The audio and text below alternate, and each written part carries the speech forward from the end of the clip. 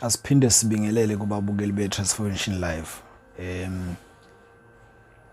Njengenjwayelo siyafisa ukuthi niphinde ni subscribe, ni like i-video before uyibuke. Ngelinye ilanga ngake ngabhala ukuthi ngake ngabhala ngesihloko esithi isiboshwa esingakaboshwa. Ngiyakhumbula ukuthi lawo mazwi ngangwezwa komunye wesifazane, cabanga kwakuyi kulomkhakha wama social work. Sasikuyi workshop eThekwini, kune workshop eThekwini esas eWestville esake sayihamba kusho ukuthi yayihlanganisa zamajele onke. Kwakuphuma kwakuhamba 2 ijele nejele, kwakuhamba nje 2. Ngiyakhumbula ukuthi encome kwakuyimi nenye insizwa nje yakwaDlamini esazikade singothisha nabo, simele income medium. Ila khona ngabona lo mama lo wase ubuka sasidibene neziboshwa zesifazane. Ila khona ngabona lo mama wase Kranskop ngangabhala udaba lwakhe.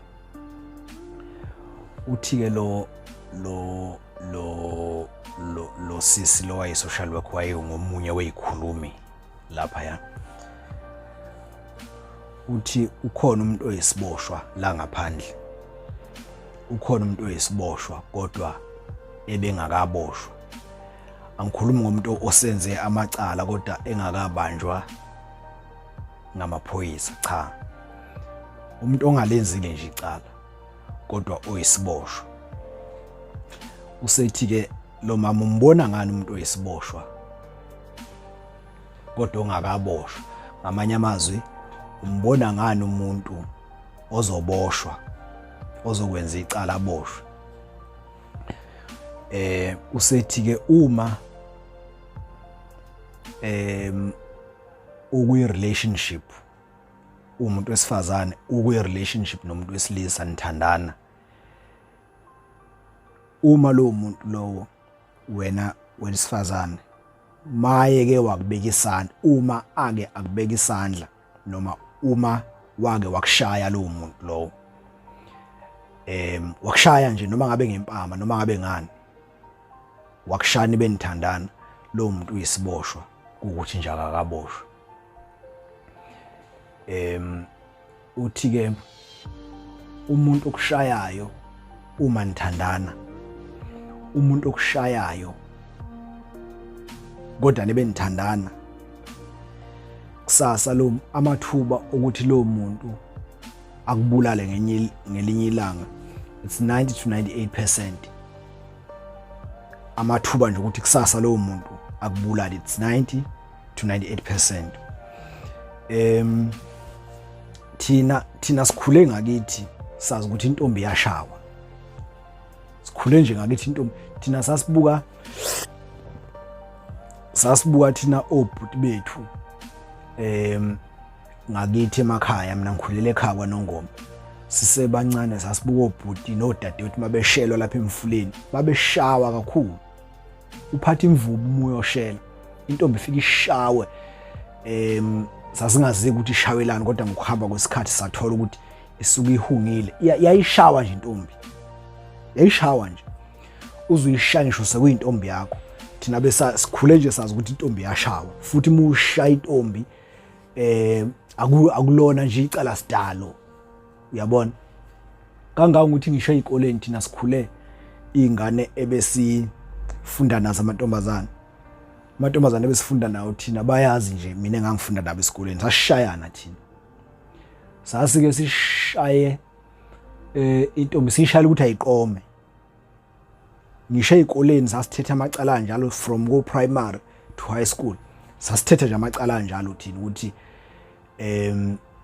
intombi muyishela yona ingane yesikole lenifunda nayo, muyishela nje after school fune nivimbe nisha. Mina bokutshela aba engangifunda nabo, khona insizwe ezisilandelayo la kwe-Transformation Life esasifunda nazo, yikhona futhi nezintokazi ezike zisibone engangifunda nazo.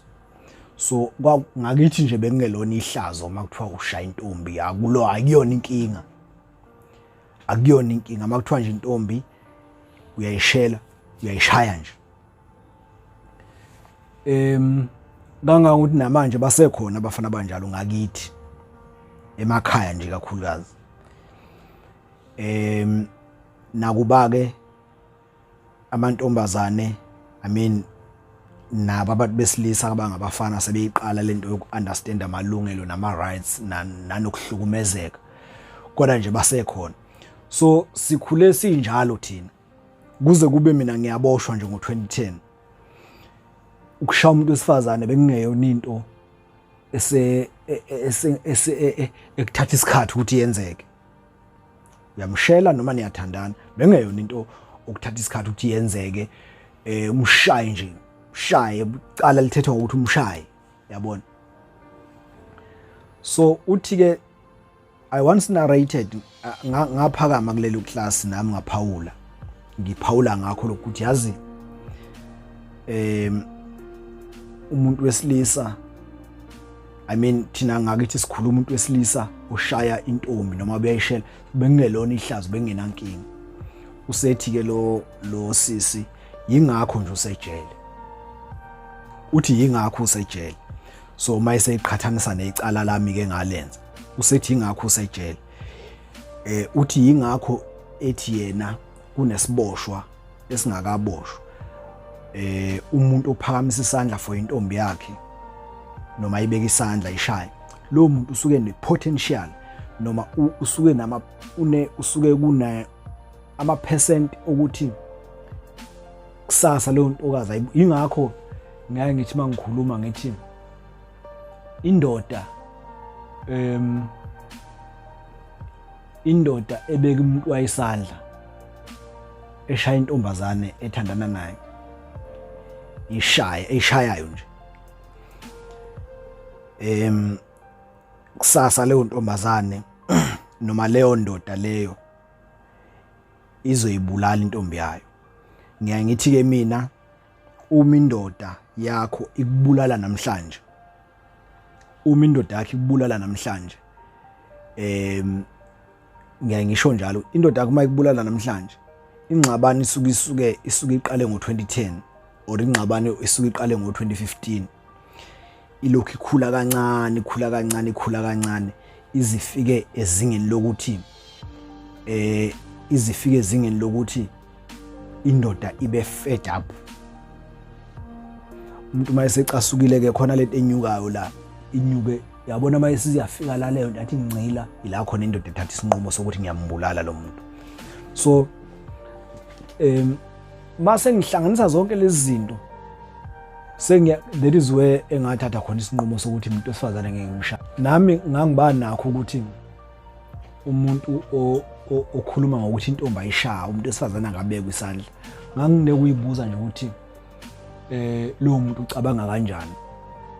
Namhlanje sengiyaye ngithole mina sengikhuluma lokho ukuthi umuntu wesifazane ngeke ngibeke isandla mina, not unless engilwisa ke or mhlambe silwa, phela khona abayi besifazana abalwayo nawe mhlambe sekuliwa, kodwa nje umshayela ukuthi uyajola or something ngeke mina ngimshaya umuntu wesifazane. Mhlambe sengingaba ngezinye izathu ngoba lokho ngiyakwazi ukuthi kungalide lapho. Uyazi ukuthi uyabona nje ngapha ngakithi kunensizwa yangapha ngakithi eyake yaba necala ukushaya umuntu nje.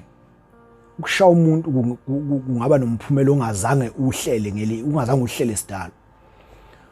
Ngapha ngakithi khona umfowethu, umfana wakithi kwaCibe khulu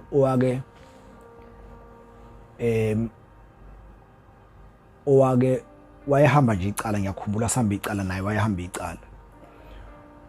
Uyabo lapha kubo umfula okukhiwa kuwona okukha khona amantombazane useduze nasekhaya. So mayiphuma ekhaya lo mfo ekhaya kubo waCibe khulu nje ngapha ngakithi, Cibe khulu ngapha emayeni. Uma esuka ekhaya ezowela udlula eyihambela nje indlela yakhe, wayihambela indlela yakhe. Mayisuka la ekhaya uzodlula emfuleni lokukhiwa kuwona. lo mfulo okhiwa kuwona ukukha khona izingane zakithi uyawela uzowudlula khona usithela ngale. Uma uthi lo mfoma efika la emfuleni ufica insizwa zangapha kwaDabhazi abafana kushuthi ilezi insizwa ezisengamabhoxongwane. Mayifika la baphethe induku labafana bashela la bashela izingane zakithi kushuthi bashela izingane zakubo lo mfana lo. Umfowethu uzalo ubhuti kodwa ngenxa ukuthi siyalingana kodwa nje uzalo ubhuti. So mayefika la emfuleni ebesethi yanina usho kulabafana laba uthi yanina yini laba esithi sithuma izingane izokha amanzi sifuna ukugeza ebese nina nibambezela la emfuleni. Angithi mawubona phela abafana beshela izingane zakini uqala kuba khona lokho okushoyo nje noma ungaqonde kubashaya kodwa kuba khona lokho okushoyo. Uthi nami ngangisholo nje ngawe kushuthi mangifika la ngithi mina hayi yini laba enibambe izingane zakithi mayizokha amanzi sifuna ukugeza lesithuma izingane sayizokha amanzi igeze izogeza. Wavele lo mfo wathatha induku kuye lo mfana uphethe induku. Uthi wathatha induku wayesemvikisa wayesemshala wayesemshanje ethi umsha uyamdlalisa ukuthi yilabo enibambe izingane zakithi lapha mazikhama. Wavele wamshala wavele wawa lo mfana washona. Wavele wawa lo shawayo washona wakwaDabhazi ngapha washa umfana wacebe ekhulu ngapha emayini wavele wawa washona. Lo obekade esemfuleni ehamba nabanye abafana bangakubo wavele washona nje kanjalo. Watatazelwa eseshonile umfana watatazelwa kwaphenduka yonke into manje ke kwavele kwaphenduka isimo saba ngesinye kade ethi uyamdlalisa. Uthi waboshwa ke lo mfana waboshwa walivuma futhi icala kodwa kwahamba isikhathi wathatha ummeli wathi ummeli akale kushuthi abakubo bakhokhela ummeli. Ngiyakhumbula nje ngifonele nami ngangingaphandle ngebhayili ngoba elakhe lenze kaqali lo mfana kanti nami ngizokwenza icala emva kwalapho and icala esalenza thina lenze keduze kwangakhona lapho kwenzeke khona icala la lo mfo engikhuluma ngalo khona emayini. So wangifonela uthi manje baba omncane lapha nginenkinga ngithi wayiza udaba lwami uthi manje ekhaya angithi mina ngalivuma icala manje ekhaya sebethatha ummeli uthi angiliphike manje angisazi mina noma lo mmeli uyangifuza noma kanjani. Ngithi mina hayi ummeli mayithi liphike waliphika lelo cala nangempela balowina la hoxa yalihoxisa inkantolo. Wagcina ke kuningi kodwa kwenzakalayo ehamba inkantolo bakhokha ngenxa nje ukuthi udlaliselwe yamfana ngoba uthi wayengamshayi waye uthi wamphuca nje induku nakhona emvikisa nje wayeseshaya ezoyiphosa futhi induku bese edlula wavele washona umfana.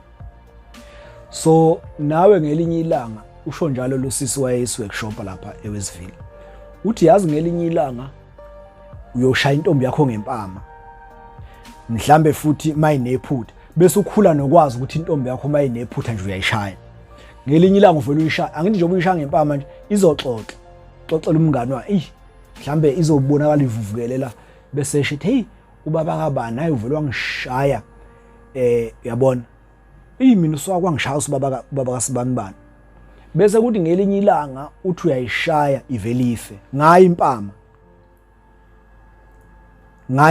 uthi uyayishaya ngayi impama iveli ishona.